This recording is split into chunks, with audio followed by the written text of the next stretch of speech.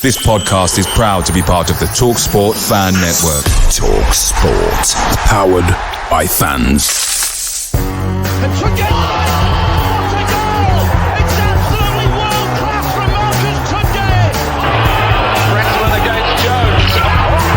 Get in! Terrific goal! By Bannon! Is there time for a winner? Is there it? Josh Windus!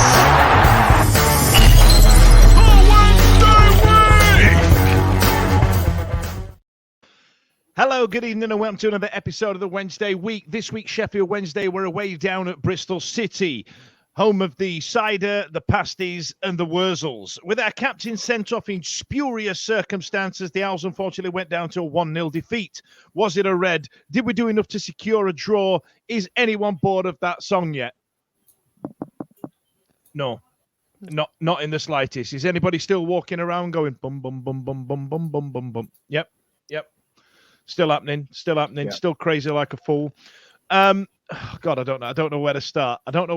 So let's get into it. So I tell you what, Simon was the one down there representing the team, wasn't it? We haven't got him on. So what we're all doing, we're all working from dodgy feeds, iFollow, and highlights tonight, ladies and gents. So you're going to have to bear with us. Ash, what were your thoughts going into this game? Did you feel like it might have been something we could have got something from? Yeah, definitely. It was obviously Bristol City just released Nigel Pearson, hadn't they? So they was without a manager. Curtis Fleming, I believe, was it? I think Curtis Fleming was taking. Yep. He was taking charge, and obviously building on the last. I know it's 3 games, 2 defeats and 1 win, but building on those games, and especially with the great win against Rotherham, I thought we could get something. I really did. Mm-hmm. But then it's not quite the new manager bounce, was it? Obviously from their man. But yeah, I was quite confident going into it. I've got to say, I really was.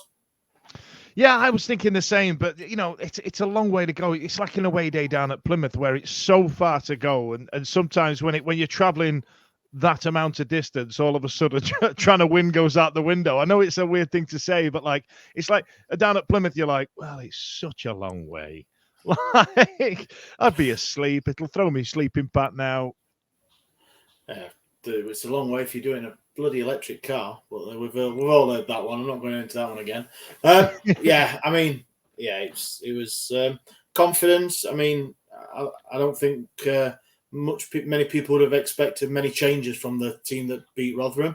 But there was an enforced change, weren't there? So, mate, I was up for it. I was looking at, and I think that's what Danny Rule has brought to us, hasn't it? Yeah. A bit of confidence, and like I said, yes, all right. Then we know we've only won 1 out of the 4 he's been in charge, but fans took to him, haven't they? I think he's a very positive influence. Listen, if this season goes out with a whimper, I would more than happily stick with him in League One. That's if he stays with us and don't get snapped up. I've seen enough already to go, do you know what? Something's happening. He's managed to turn around a group of players whose confidence is on its ass to start again and start playing football again. And his backroom staff just excite me. Fresh out of Ted Lasso and the club that the other geezer was running, whose name just escapes me halfway through this Sheffield Wednesday podcast. Charlie, welcome back. You all right? Yes, I'm good. Thank you very much. Back by popular demand with a larger fringe than usual. We were just having a big discussion about that off air. I thought I'd bring, It won't sit right. It's on the wonk. It's on the wonk. It's terrible. Yeah, same here. I hate having that. I hate having that. Look at this. Listen, Ash, I've got a guy in Turkey. He can sort that right out. 6 months. 6 months you'll have hair like Stevie used to in 1993. So, listen, Kid and play. Yeah, like kid. Yeah, exactly. Like 100%. Oh, I have to dig them photos out. If I ever did a My Wednesday, I'd have a high top like that. That would absolutely make my day. But listen, Charlie, I mean, Ash says he was quite upbeat about it. Do you feel the same? Yeah, definitely. And I think, with Bristol just sort of having their manager gone, that's quite a dangerous sort of team to play in a way, because it can go either way, can't it? Like on one hand, it can give you that lift, but at the same time, it can, if there's sort of problems going on backstage, as it were, it could. And I also think we were so fresh off a really good win, our first win, and and a great game. And yeah, I was quietly confident, and I still enjoyed what I saw. It's weird to say that for a loss, but with the controversies of the game aside, I still think we played great, interesting, exciting football. And I think that's where that faith is coming from. Is even with the losses, you're not looking at them thinking, "Oh my God, I want to poke my own eyes out." Like it was weirdly enjoyable. It was weirdly really enjoyable football, even with the result. And I think that is something that is a real special thing to have from that management team, is that level of excitement still, no matter what the result, that faith that you can have in them and the players, definitely. Yeah, there's literally that was one of the first games I've watched where it's actually edgy of seat stuff, where you're like, oh, hang on, and I'm actually excited watching us on the attack now and stuff like that. And kudos to Ashley Fletcher. I don't think there was much more he could have done with that big save that their goalie made. Would it have been enough to snatch a draw, bar a big save? I'd be inclined to agree. I mean, so Stevie, starting lineup, we went back to three at the back with your man Palmer still not in there, with Patterson over the top. I mean, there's been a few bits online and stuff like that. I mean, have you read into it much? I know you get, you subscribe to the Liam Palmer fan club emailing list. I'm the chair of I'm the chair of the Liam Palmer fan club. I think at the back end of last week there was an article that was put out, wasn't there, around he's not quite ready, and he's not seen enough from him. And I think to Palmer's credit, he's kind of, I think the stance that he's taken is one of, okay, I'm not ready, I'm not first choice. It hasn't been the first time, and all being well, touch wood, it won't be the last, and we'll see more of him. But he's been in this situation before, and I think from a Liam Palmer point of view, I think he's had enough experience under enough managers to know that there's been times when he's not been in favour. And I totally understand. I totally understand the reasons why he's not in favour at the moment. If you look at it on paper, what has Patterson got that he's not? He's got a little bit more youth. I'd argue that Patterson's probably a little bit more rapid in terms of the pace that he offers going forwards. He's probably a little bit more attack-minded than Palmer is. I don't necessarily, and I'll say this, I don't necessarily think he's a better footballer pound for pound. But the bottom line is we're setting up a team, and we talked about it last week. From my point of view, as much as I like Liam Palmer, if it's not right at the moment, it's not right. And obviously, Danny Rule has sort of come to that decision that he doesn't want to put him in. And as we've said tonight already, who am I to argue with this manager? Because the way that he's getting a tune out of the players that we've got at the moment is absolutely bang on. I think if we were honest, if you look at the starting lineup, how many of those players, if he had his choice, if he could tweak it and change things about, how many players would actually get in that starting 11? So he's coming knowing what he's working with, and he's getting a tune out of them. Absolutely. And I think it was Barry Bannon that went on record about a week and a half ago talking about levels of fitness and things like that. Fitness, he's still learning things at his advanced age, he was saying the other day. So maybe Danny's got a level of fitness that you need to aspire to. We've spoken long and hard on this show about whether Palmer's fit enough because he didn't really get the pre-season he needs, and this might be the pre-season. And when we come into the business end of the season, we might need to rely on somebody as versatile as him to come in, having had some time out to work on his levels. Now, Ash, there was a rare start for Gassama. Like you mentioned earlier in the intro, we had an enforced substitute on something that we will get into in a bit. I assume that's going to take quite the chunk of airtime.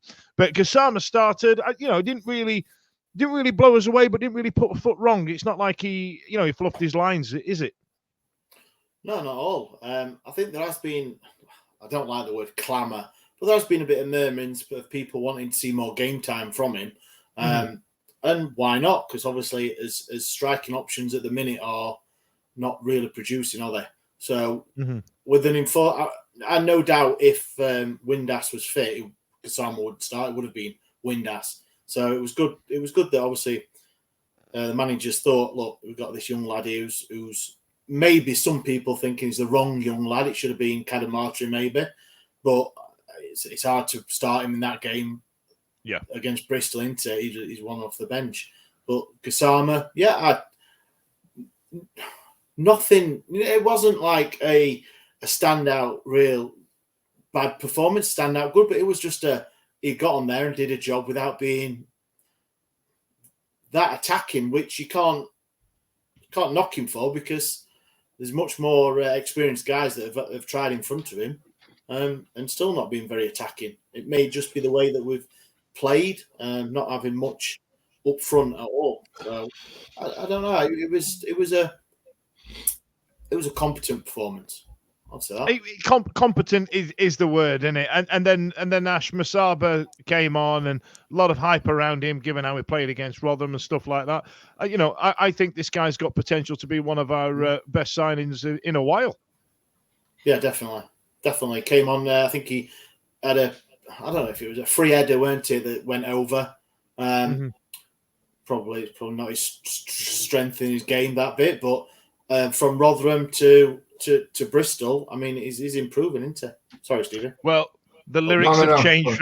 The lyrics have changed from Paris to Berlin already. In fact, Ash, that's going to be the name of the show for the artwork. We're going to go from Rotherham to Bristol. So, in every disco I've been in, there'll be a chant of that on the stands. We'll get done for copyright. Don't do that, Dan. I've just realised I've still got Crazy Like a Fool loaded here, ready to go from last week. So it's like, do you remember MySpace with the fart button, where you were like, and you knew it was an advert, but it was like, press it, you want to. God, I pressed it every time. Gave my computer alongside LimeWire the equivalent of Christ knows what. Just to press the fart button on MySpace. Now let's get into the nuts and bolts of it, ladies and gents. Let's talk about the big contentious decision. Now, Stevie and Ash, you guys have already floated your opinions on it. Charlie, I'm going to come to you first about Bannon sending off.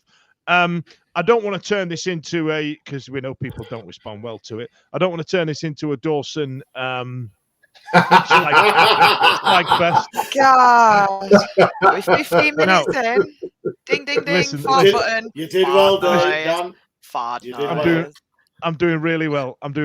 So listen, we know Dawson dropped his ass at that moment in time. So I don't think he put a foot wrong for the rest of the game. I'm trying to be measured here. Come on, man. I don't think he from the rebound of the free kick, actually. Made an outstanding save from the rebound of the free kick. Great save. Would I have argued that he should have cut hold of it? But we're not talking about that. So listen, you're the referee. You're in that position, Charlie. Where do you sit on it? Where do you sit on it? In terms of whether it was a red or not, I'm not convinced. But I will say what I said at the time, which when we were at 0-0. Because I'd got the stream on and I was running a bath at the time. You don't need to know this, but just for context. So when it actually happened, can you tell me more about that? Was there any bubbles involved? Any oils? Fart button, fart noise. And I heard the commentary rather than see it in that moment. So when I heard penalty, I went, "Ooh, penalty! Ah, not for us, wank." And then when they were like, "Oh, it's not a penalty, it's a red," and my instant reaction was like, maybe that's better. Not good. I'd rather, but I was like, a penalty is an almost guaranteed of them being 1-0 down that early on. And I was like, shit, that's going to suck. Overall, when I then looked at the entire game, I'm like, oh, you maybe could have saved a penalty. And then do we win that with 11? It's a bit harsh, but yeah, I think. I mean, we've seen it 1,000 times where teams dig in deeper.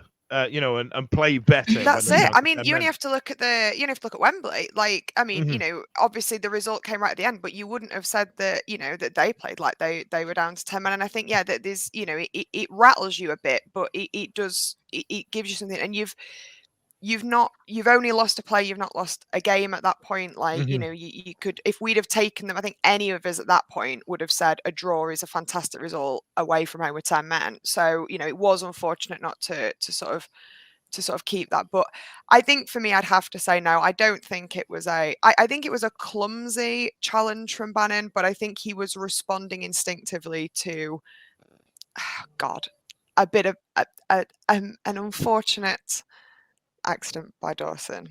And But what I would about say the only thing that he really did wrong that game, I What's that? wouldn't have Yeah. said he was at fault for their goal. Like, I think he was a last line of defense on that, and I think it was, it was not his fault at that point. And I think he pulled off 2 fairly decent saves. Actually, I may be misremembering, but I feel like there were a couple of juicy moments where he was in the right place at the right time. So I mean, there was a few comments online about his scrambling when it went from post to post, like that Turkish 5-a-side video. But I don't think he had God. much where he could have done much I mean, there. once he'd gone one way and it had hit the post and rebounded, the fact that it was only like divine intervention that hit the other. I mean, Yeah. unless he's going to suddenly extend to be the length of a bloody like goal, there was absolutely nothing he or anyone could have done. I mean, that is the miss of all misses, really. But yeah, I think it was a shame not to get a point from it, but it wasn't for want of trying. I still can't believe ours didn't go across the line though.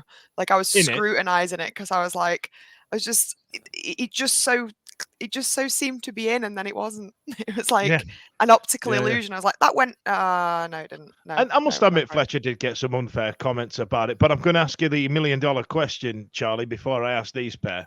Did you feel like it should have been a sending off? No, I don't. Personally, I don't. I don't think it was. I don't think it was a clear goal scoring denying opportunity. But no, but nothing but that. I'm standing by it. All right. I'm going to come to. Do I come to Ash or Stevie, Charlie? You pick. They've got contrasting opinions, and they're both very vociferous about the whole thing. Who do you pick? Oh, don't make me pick. Yeah. Go alphabetically, and we'll go Ash. All right, Smash. Tell me what you think. What about? Can I change my choice? The thing I had 254 notifications about my full time. The big terrible thing. I mean, right. So Dawson's cleared it out. It's fell to their striker. Talk to me. Yeah, it's fell to their striker, a guy who scored 4 goals in 134 games. So he's not really a striker, is he? He's Ashley Fletcher striker. And how much shit has everyone's give Ashley Fletcher? And Bannon's made a decision. He's made the decision. And I can say all the stats that you want. The ref has given 67 yellow cards in 16 games, 4 reds in his last 6. So you're going down to the field of play knowing that, and you've decided to leg the guy up.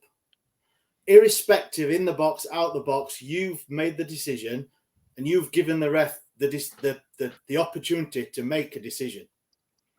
If he hadn't legged him up, and he goes and scores, what I saw in 31 minutes, we had well more than enough to win that game 1-0 down. Or I know we don't score goals, but you've got a better chance 1-0 down with 11 men than you have 0-0 10 men.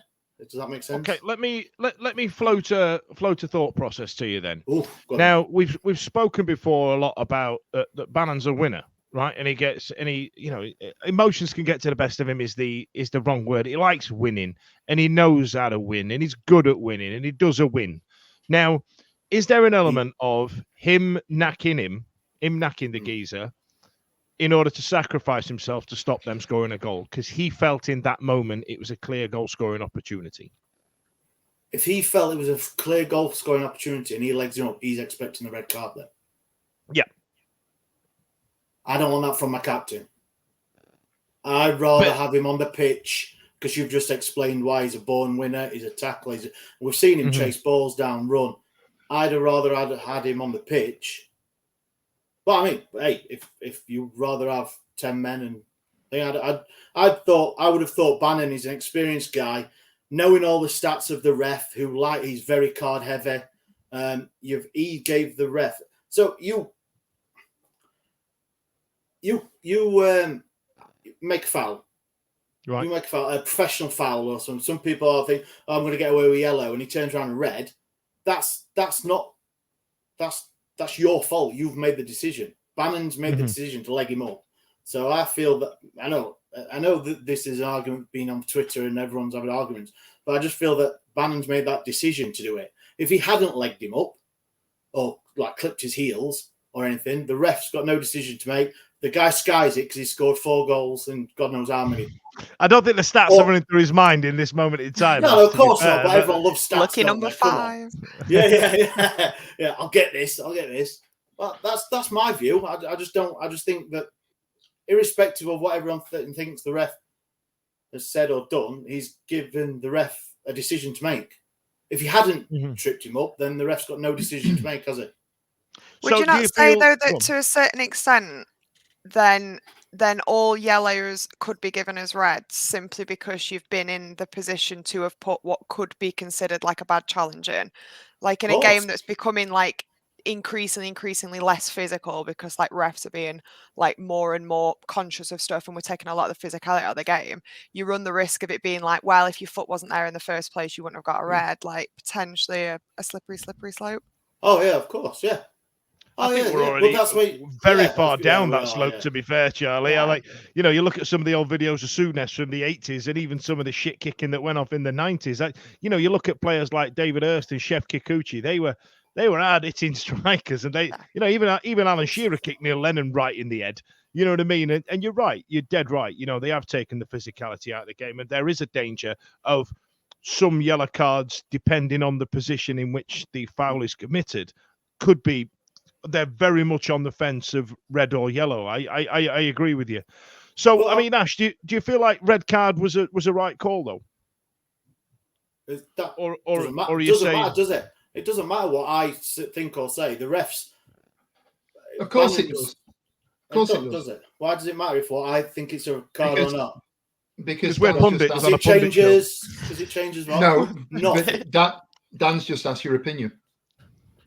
Do I think it was red or not? No. Okay. Right, but, Steve. So you're saying it wasn't a red. You're saying it wasn't a red. My opinion, but I can see why it was a red. Okay, that makes sense. That's a solid point. Right, Stevie.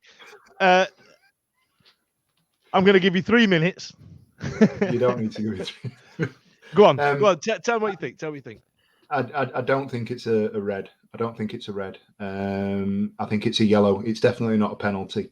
And people that are still or were still Saturday evening talking about the fact they were a penalty. It's not a penalty. It's clearly outside the area. It's a foul. He's gone through. I love Ash to bits. He knows I do, and I'm comfortable disagreeing with him because we both come from the same place with this. I wouldn't put anything in terms of the stats, the 5 goals as we've just covered. Oh, come on! You can't pick and choose stats, Steve. No, he's not. Stats. At what point is Bannon going to go, oh, do you know what? I'm absolutely going to leave this guy to run through because I know for a fact that he's only scored 4 goals in 100 and whatever appearances. Nobody knows that. There is no way. I'm telling you that if Daniel Rule is so all the stats man that they all said they've had that discussion, they've had this geezer's not scored. It's a long drive. It's a long drive to Bristol. You might as well get on Google and start having a little look and memorising. What shall I do? Memorising a couple of stats. Yeah. He's playing Champ Manager on the pre-release. Yeah. Football Manager on that pre-release, the early release. Oh, well, if this happens, we're going to allow him to run through. Look at this geezer's Wikipedia. No, but don't the people study stats and stuff, and no doubt if I... Yeah, but it wouldn't affect your decision-making in the moment like that. It's not like the centre-backs at Millwall next week are going, it's all right, lads, it's only Ashley Fletcher. Let him trot on. Yeah, I actually... No, because he won't be on the pitch, will he? And he skies one. Well, that's not it, though. I just... Your pre-match prep, it would come into it. pre-match prep Of course, would come into. Of course it was. Of course it would. But your pre-match prep in those sorts of situations are, right, if I'm a goalkeeper and we concede a penalty, I know that player X is going to aim to go to the right and I need to think about where he's going to line it up. If there's a free kick, I know that statistically this player is going to take a moment, set himself, and going to try and put it in the bottom corner. If this happens... Not that this geezer this season's put his shoes on the right feet. He's not going to go. This guy's been playing for 7 years and has scored 4 goals. And as a result of that, I need to make sure that when he's running through on goal, I need to take a moment in that split second that I've got. I need to look at what number on his back to make sure I've got the right player, and then decide whether or not I'm going to commit a foul. That's not going through his brain. I'm pretty sure that people did that for Petter Rudy back in the day. Like, remember, when he used to set up for a shot. They had the time though, didn't they? They had the time to do that. He was already looking at his back anyway. He could see his shirt number. But go on, Stevie. Tell us about why you thought it weren't a sending off. I don't think it's a sending off because by the letter of the law, and this is the thing, because I got a lot of grief for people coming back at me and going, it's irrelevant whether or not Bernard was on the line and Dawson was where he was and the distance out and where everything sort of played out. It was about denying an obvious goal scoring opportunity, I think was the language that's been used. And if anybody wants to tell me that's an obvious goal scoring opportunity because the guy is on the edge of the area. Well, if you genuinely wanted to if you genuinely want to bring that into it, then you know what I mean. But in all seriousness, yeah, I do. Since you mentioned it's not an obvious goal. It's not an obvious goal scoring opportunity because there's a goalkeeper that's 7-8 yards out. There's a defender that's standing behind him. I couldn't see to the other side of it what was going on. We've got the player behind him at the time. So if Bannon doesn't make the foul, he's still affecting the play because even without contact, he's in the vicinity of that player that's then got a decision to make. So I don't believe it's an obvious goal scoring opportunity. I'm probably going to get pelters by somebody who's going to listen to this and make a comment and say, oh no, but you're wrong because you've not thought about this rule change that happened in 2021. No, I haven't. I don't. Did it at the time? Do I think it's a foul because he's the last man? No, because Bernard's behind. Is that rule now apparently irrelevant? Yes. Do I think it's an obvious goal scoring opportunity? No, it's not. We're playing. He's 20 yards out from goal with at least one player covering the goal line. If he was clean through on goal and either Bernard or Dawson were nowhere to be seen, then that changes things. But we've got 2 players between him and the goal. You can never been. If he was a foot further back, it'd have been a yellow and a free kick. So on the right, we're looking at it. Put it back. So here, and this is just to explain what's going on. If people don't mind, we've got a situation where for those on YouTube, we're looking at a graphic of the still where Bannon is actually making contact, which shows he's outside the area. Bannon's feet are planted outside the area. That's where the contact is. So it's not a penalty. We're looking at Bernard on the left-hand side and Dawson coming out to close the angle. That player, the Bristol City player, is actually moving to the right of the goal. He's going away from goal. So if anything, all he's doing is closing down the angle. Bernard is closing down the angle. Looking at that, that is not a clear and open goal-scoring opportunity. It's not. I'm sorry, it's not. Is that at the time of contact? Yeah. Saying it's a clearing up. If he takes like another couple of steps forward, he's closing the angle down even more, isn't it? Mm-hmm. But then it opens up the right hand side corner. He could slot it in the corner.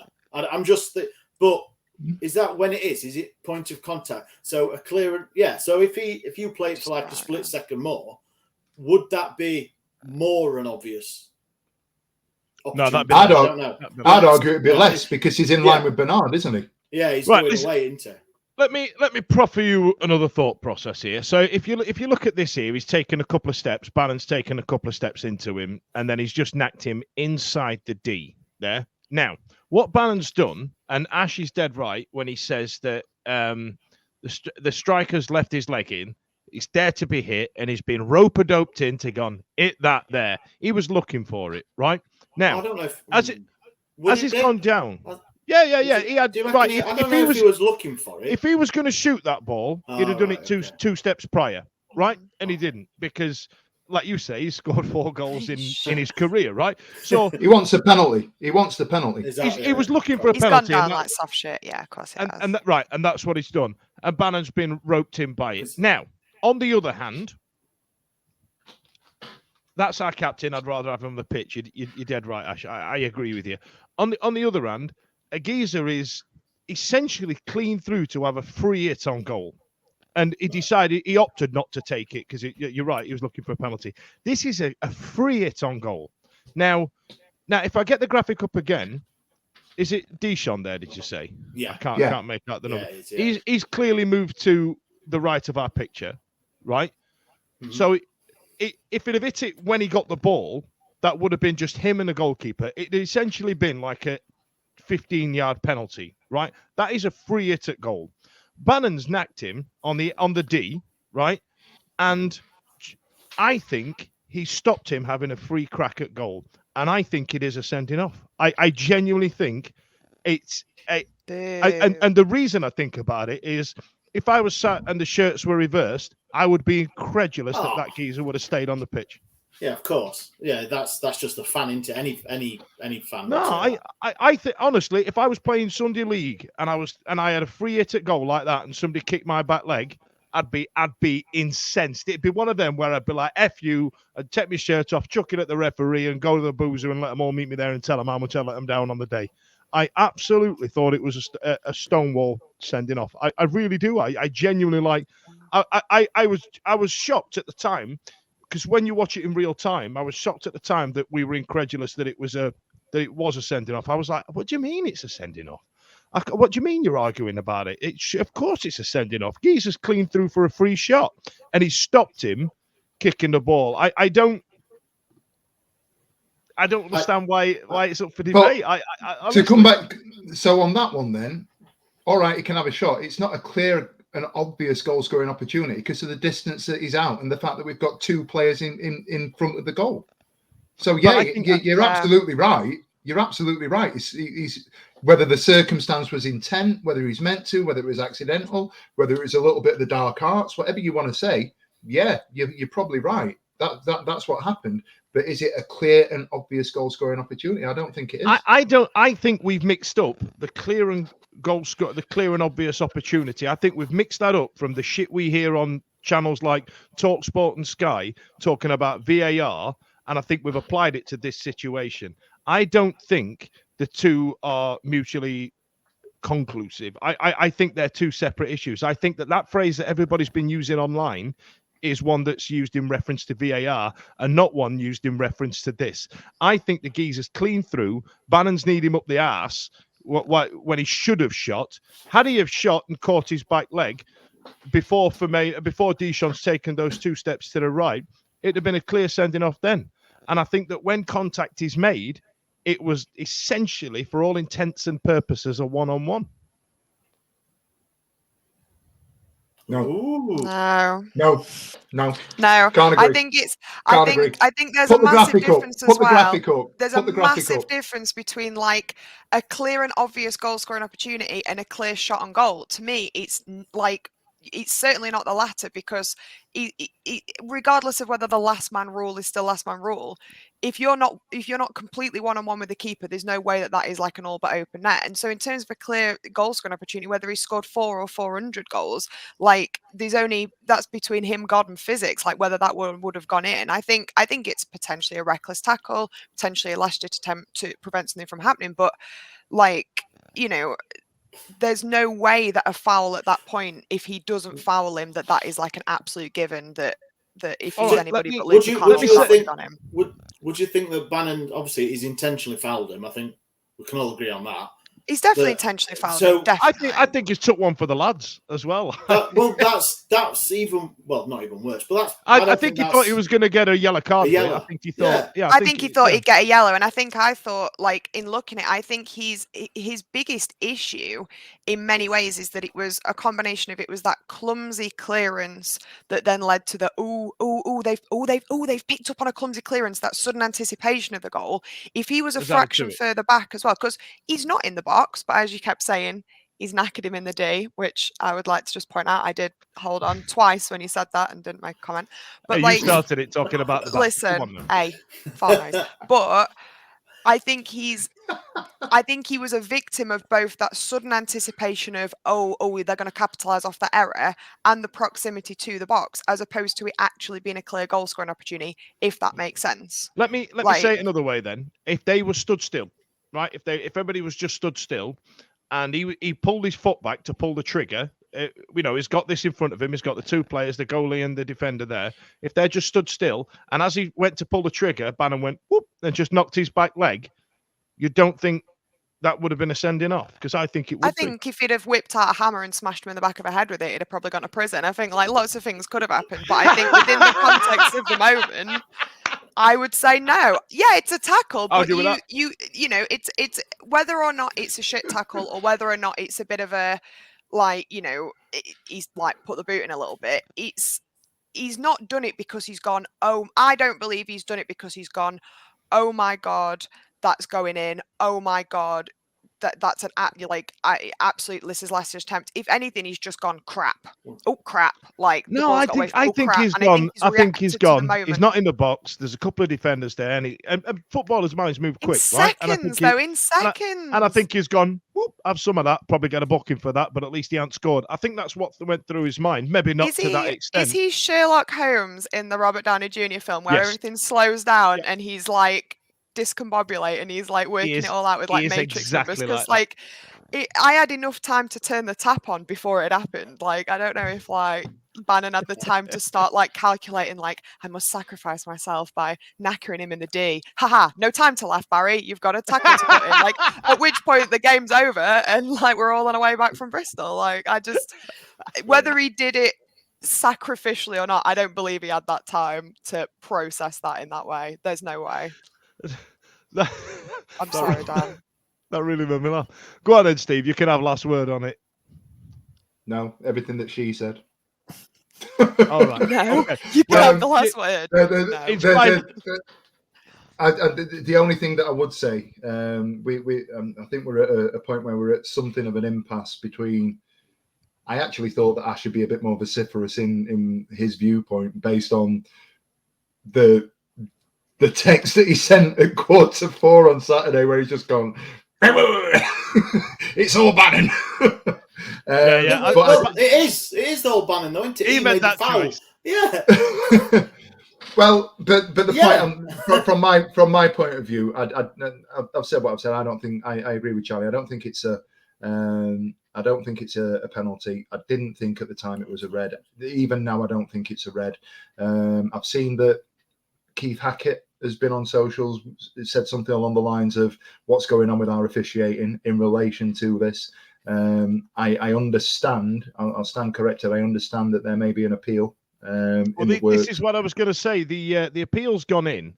And what I was going to bring up as well is that Keith Hackett has piled on and said, well, that's not a sending off. But it's also worth noting that Keith Hackett refereed 1,000,000 years ago. And on the point that Charlie made, the game has got less physical. And I feel that that's I agree with Ash that the attacker's given Bannon to make a decision and he's made the wrong decision and paid the ultimate price for it by not being in the pitch, being on the pitch by the full-time whistle. But I guess what I'm saying is I can see why it's a sending off, because the geezer was bearing down on our goal with the free hit, and we've gone whoop and knocked him in the D. Mm. If Bannon, I know Charlie, if Bannon such a child. I'm such a child. I'm sorry. It's the fringe. It's just I don't know. I'm having a day. If Bannon hadn't tackled him, fouled him, I'll not say what Dan said. If he didn't and they missed and 11 on pitch or they scored, I would have been a lot happier, of course, with 11 men on the pitch. But this is that. So I feel Bannon is a very experienced player, and I saw like people on social media asking, is it Dawson's fault? Is it Bannon's fault? I don't think there's no blame as in like that. It's not the red card. It's just Bannon's made the decision to do that. Do I blame? I don't know. I just don't know what I feel about it. He's made the decision and gave the ref the chance to send him off. If he's done just clipped him to go, I'll get a yellow card, that's it, then. I think two things on that. I think first and foremost, hindsight's a wonderful thing. I do. And we're talking about Bannon's experience and so forth. Would we have him do this? Would we do that? What if? The ifs and buts of if he doesn't do it and he doesn't score and so forth. We're all smart enough to say that. I'm interested to sort of the thing that I find interesting is the pile-on with Dawson. And I'm saying this seriously. The pile-on with Dawson is he's made a decision to make the pass. I don't know the thought process there. Has he seen something? If he's seen that Bannon's up and showing, and I'll be honest, to go back to the first sort of 20, 25 minutes of the game, I've sat there and I've kind of gone, right, we're at him today. I expect something out of the game, whether it be a point or three. I actually thought Bristol City started really strongly, and I thought, for that first sort of opening phase, the first 15, 20 minutes, I thought we were the second best team. I thought we defended. I thought we did well out of possession. But I thought I was sitting there at sort of 3:10 thinking, bloody hell, this ain't Rotherham. Do you know what I mean? And they were clearly a level above. And I think we acquitted ourselves relatively well in that. Once we'd settled into it and we'd started to come into the game, and I do actually think that Bannon played really well for the first half hour. It's as good. The way that we're playing at the moment is the way that we need to play for Barry Bannon to be the Barry Bannon that people outside of Sheffield Wednesday think that he is. Because this setup of getting the ball and playing out from the back, I wouldn't change anything. The next time he comes in, whether it be Saturday, whether it be the Saturday after that, I wouldn't change it. Bannon drops in, he gets the ball and he lays it off. And I know that there are people that are saying, give it to your players that have split. Those players have split to make the pitch big.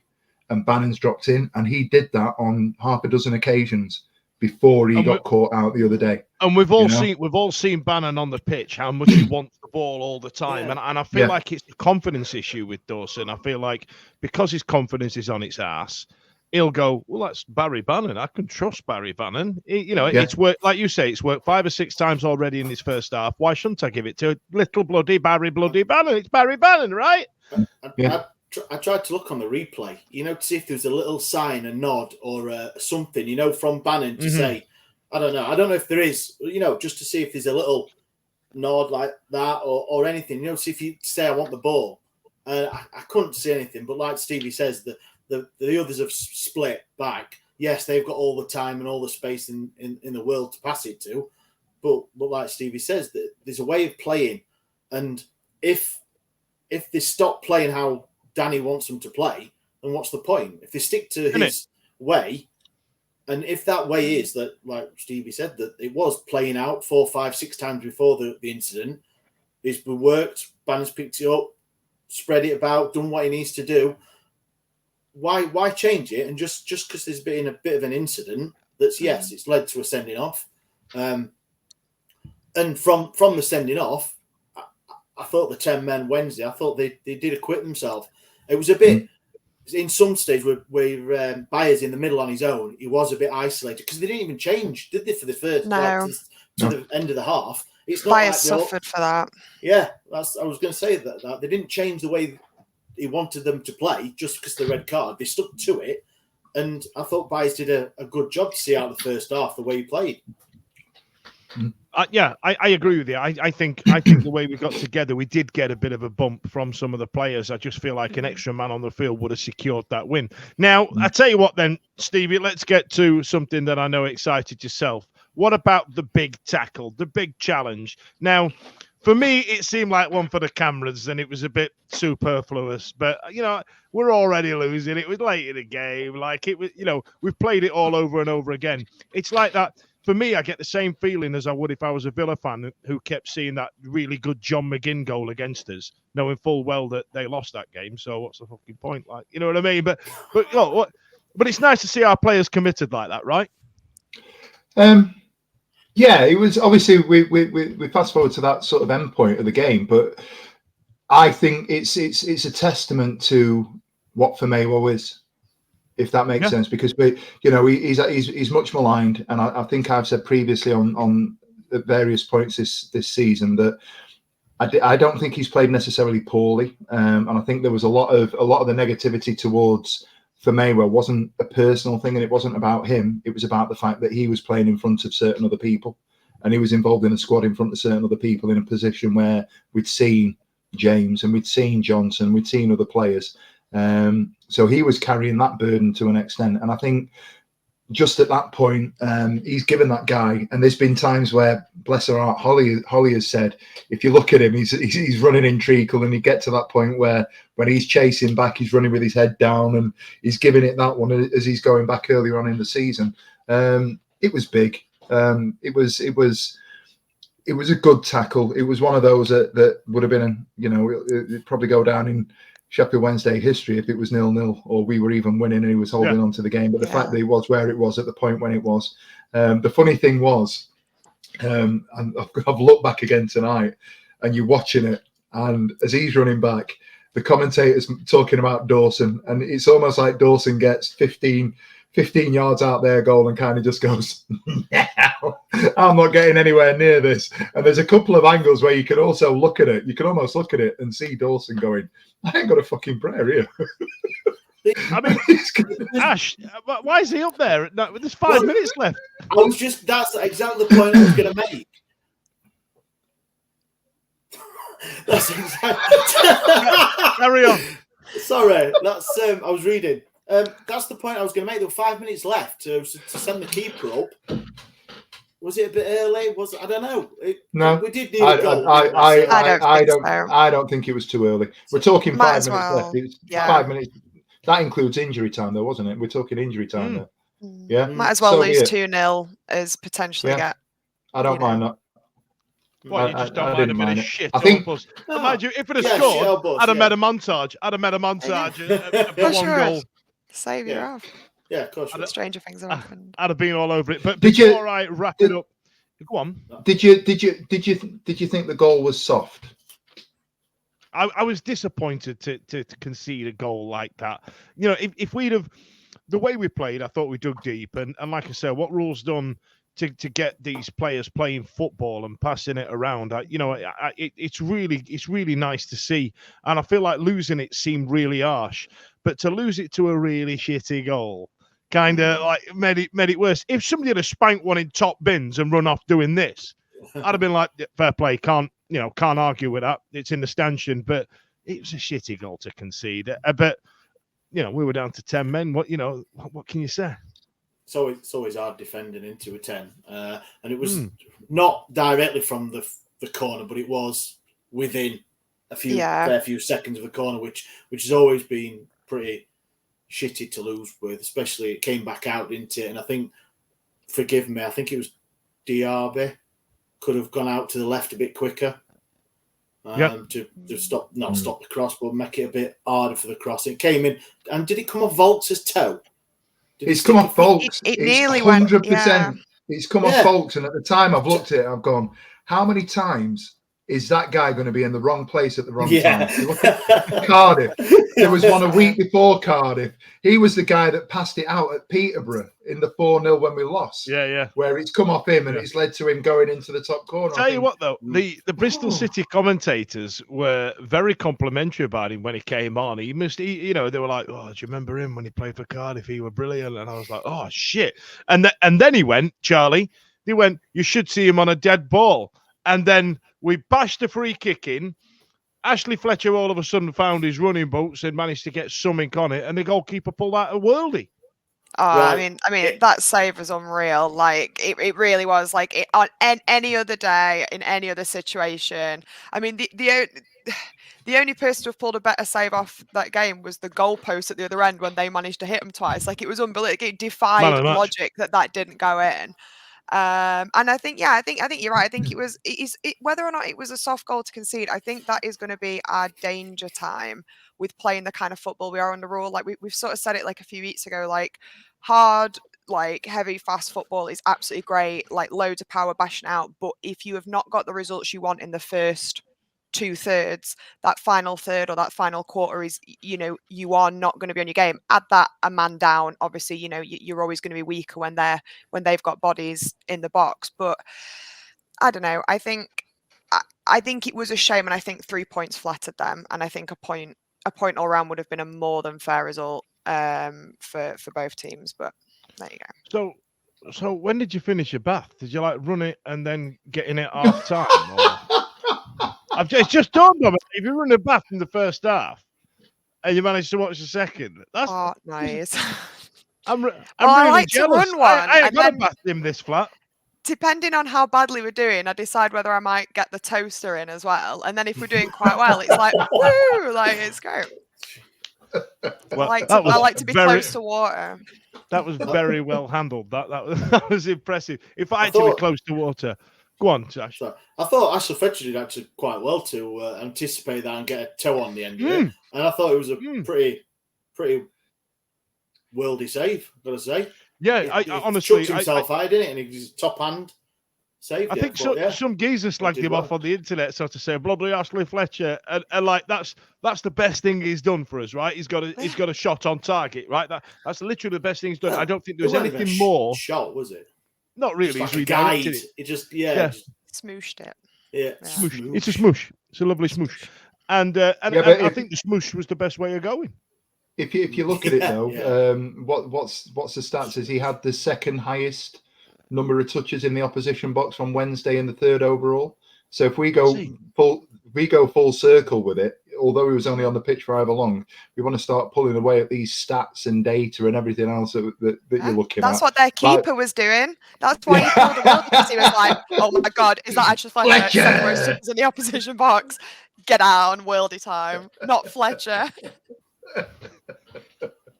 So let's avoid the stats if it means that Ashley Fletcher, with due respect, is going to be our starting centre forward on Saturday. Because Ash, they're slagging off your stats, and you're the stat guy. Aren't you the one with the shout stats? Yeah, well, that lasted 1 week, didn't it? But bring them back. Bring them back. We got 2 on target out of 6 shots and nearly 35% possession. So we went back a couple of steps, didn't we? If you look at stats. I think this one's a free hit, though, in terms of possession and some of the stats because of the early sending off. Yeah, I don't think we can bring excuse it a little bit. Right, is there Well, right. Is there anything else that anybody wants to add to the Bristol City game? I thought we played okay, lost a man early doors. It's unfortunate to lose. Done on to the next one, as Dave Grohl said. Or if you're German, Dave Grohl. Stevie has. Get his fingers up. Yes, sir. Charlie has. Fudge. Oh, ladies first. first. Mine's not important though, so it might undermine Stevie's probably intelligent contribution. No, mine's just an acknowledgement. Okay. Do you want me to go first? Yeah, you go first. Just big pat on the back for Masaba. I thought Masaba was very good again. The little bits I saw, I thought he was good. And I think that when we signed him and Gassama, Blair absolutely raved, didn't he? He was absolutely going mental about it. We've signed this player. He's come from Monaco. And at the time I was like, yeah, but we've sold him to a championship club for a reason. And for the first 3 months, you could see why he wasn't playing with Lionel Messi anymore and not come from Monaco. I think the last 3 games, Masaba has been absolutely, I won't say fantastic. He was outstanding last week. He was very good again on Saturday. Much improved. And if he's on this sort of line of trajectory, he might actually be the player that we're talking about in terms of that model of recruiting players that come in and then selling them on at fees. And I think that's the best thing that we can hope for as a club at the moment. If we can move him on and get a profit of 6, 7, 8 million, and I think that's a possibility based on what we've seen recently, then let's do it. 6 or 7, 8 million, bloody hellfire! Wait, I don't think. Sorry, Dan. It's like Lucas Joao all over again, this, isn't it?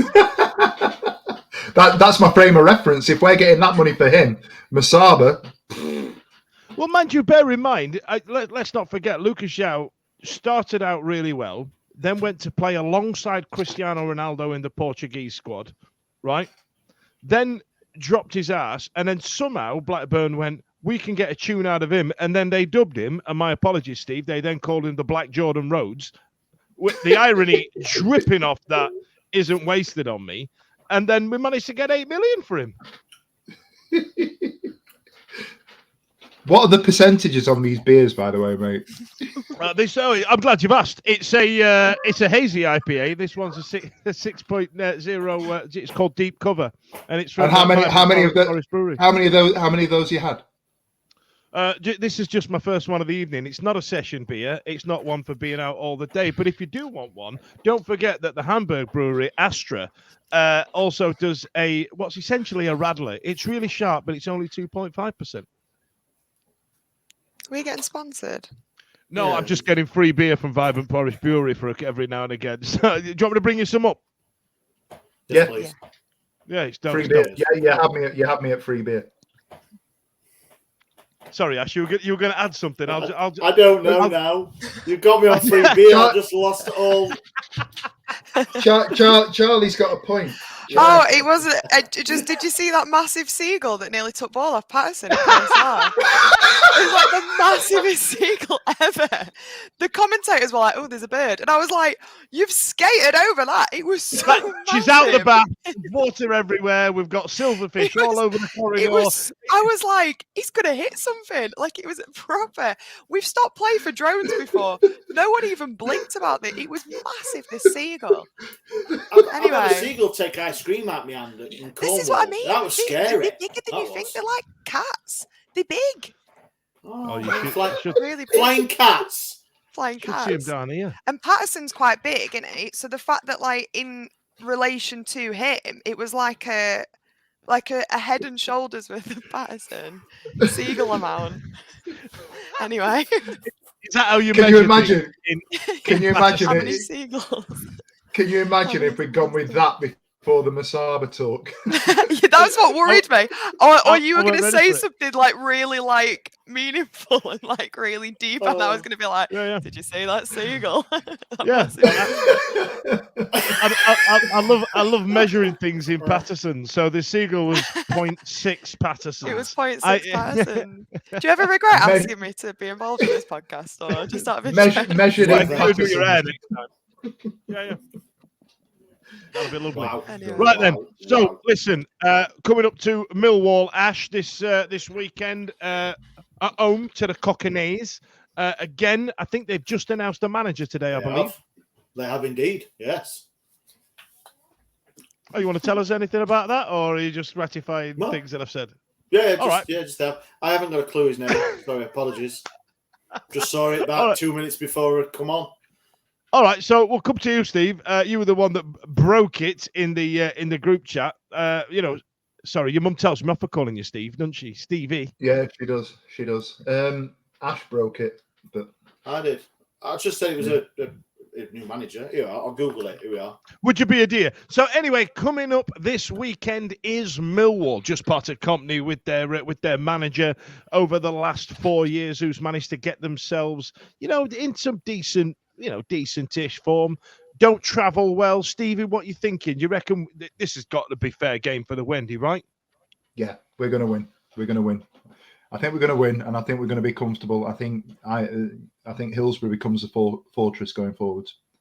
I really do, and I think. Yeah, I think that's where our points are coming from. I'm not going to worry too much Yeah. about the away games. I think it's all about being at home. I think we've got to be strong at home, and I think we'll do that. I think the crowd will have a part to play, and I think the things that Danny Rule and the team that he's bringing in are doing will get us on side, and I think I can see a fair few more 28,000 crowds singing his name, bouncing about. I can see nothing but good things at Hillsborough, even if it's the odd slip up here and there. If we can pick up solid points against teams that we're expected to pick points up against, and then get, the odd win, the odd draw here and there away, it's a way forward. And I do think we'll be all right to this day. Let's bear in mind on Saturday, if we beat Millwall and Bristol City beat QPR, I'm not saying that'll happen. In spite of it being the worst season in Championship history or the worst start, we will be off the bottom of the league. So, Right? yeah, That's where we are, and it's everything that we do going forward for the rest of the season. It's got to be incremental. Let's stop worrying about how many points we are off safety. Not interested. I'm not bothered. Let's keep winning at home. Let's keep picking up points away, and let's start worrying about where we are in February. 100%. 100%. Now I'm going to seamlessly pass to my pal Ash, who knows all about the new Millwall manager.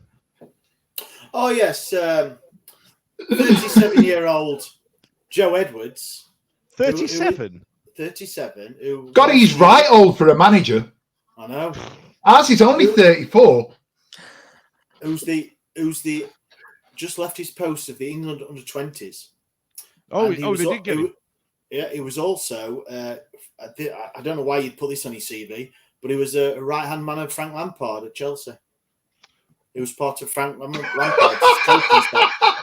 We got a guy who's worked at Tottenham and England and the Bayern Munich and Germany assistant. So So what are you thinking about Millwall, knowing all this information that you've just found out now, Smash? I'm going to agree with Stevie. I think the home games are going to be quite important. We know we've gone through some games that we've not lost at Hillsborough for a good period, and I think the manager has got the fans on his side quite quickly, which is pretty good thing to do. I think I don't know, but I think 99% of fans are right behind him still. I know we keep saying about he's only won 1 out of 4. It also helps that he's really sexy as well. He is really sexy. All right then. Yeah, okay then. He rocks the shit out of that jumper. So I was in Red Hill yesterday and I saw a jumper just like Danny Roll's announcement photos, that big creamy number that he's got. Transpires, 43-year-old DF can't pull that off, lads. So, get it out your mind. It's gone. Rubbish.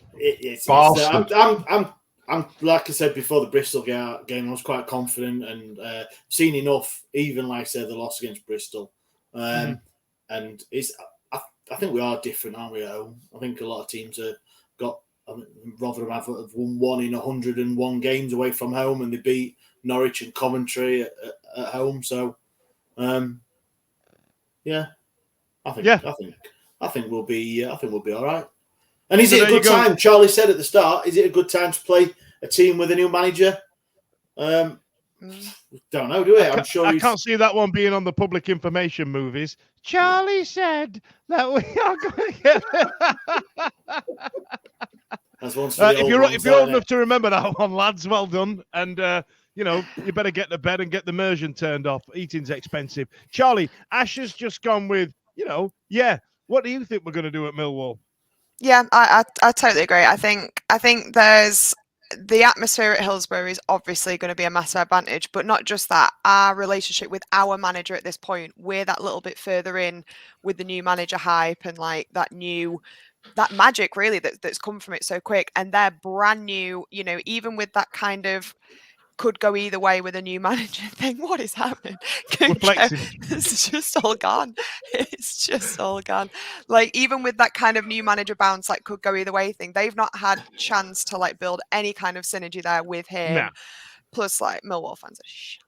So I feel like they're going to be walking into just like a massive wall of sound. And I think if we start well, we're going to be unplayable. I'm positive. I think we might be able to get a couple of goals on that one. I think it might be a couple of goals to nil, because Millwall are just that team that just fart around the poo every season and just end up staying in the middle of the season. In the meantime, ladies and gents, does anybody have any other business of the boys? No, don't think so.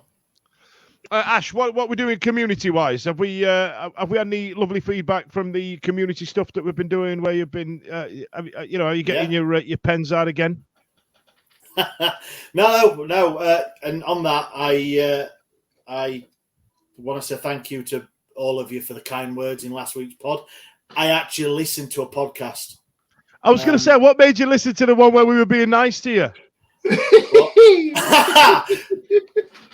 because someone listened and said you need to listen to it, so I did. But thank you very much. It's I don't deserve it. It's a team effort, you know that. It's we do it for a good cause. So, but thank you very much for that. Yeah, there's stuff going on. I don't know if I want to divulge until it's. You don't want to launch it. You don't want to say it, ladies and gentlemen. But things are afoot. Stay with us on our socials to keep in touch. I'm genuinely excited about his stupid, big-brained ideas. The ridiculous. Right. And like, Right. have you noticed they come at like a shit time of day? Like I know that Ash has got a 9-to-5 job, right? And then like 2:30 in the afternoon, he'll send like a What about this? What about this? And I'm like, what is your job? Like that's a 20-minute text message to write that. Perfect grammar. Blame the way me not working on me. That's my job. No, it's everyone will know that I come up with stupid ideas, and then Stevie will just go, "Yeah, but what about this, and this?" I was, mate, I just have ideas. I don't know how to implement them. I haven't got a clue. Yes, Steve's like a sounding board for pertinent questions on the comeback, isn't he? Like, well, how are you going to do that? How are we going to get this? How are we going to get that? But, hey, Stevie, listen, I'm just the ideas guy, right? You know. No, but there is things, and obviously always thankful, and we're going on about it a bit too much now, but we're always thankful for the support from everyone, and all the girls and guys at the Rotherham game had a fantastic time. So that's what we're doing for. Glad that. But thank you very much, everyone. And there'll be some exciting stuff coming, shall we say? Maybe. Yeah, depends if they're going to knock me in the D. Ladies and gentlemen, thank you a lot for joining us. Next time, I promise, Charlie will have her hair done. See you later. This podcast is proud to be part of the TalkSport Fan Network. TalkSport. Powered by fans. And